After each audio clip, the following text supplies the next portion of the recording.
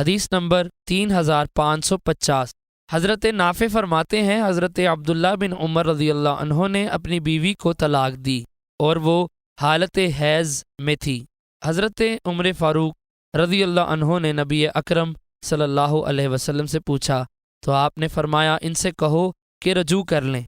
پھر مہلت دیں حتیٰ کہ دوسرا حیض آ جائے، پھر مہلت دی حتیٰ کہ پاک ہو جائیں، پھر جماع سے پہلے طلاق دے دیں۔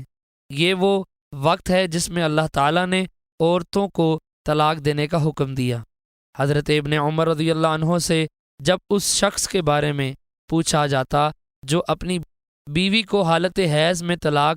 دیتا ہے تو وہ فرماتے اگر تم نے 1 یا 2 طلاقیں دی ہیں تو رسول اکرم صلی اللہ علیہ وسلم نے اس سے رجوع کرنے کا حکم دیا، پھر اس کو مہلت دو حتیٰ کہ دوسرا حیض آ جائے، پھر مہلت دو حتیٰ کہ پاک ہو جائے، پھر جماع سے پہلے طلاق دو۔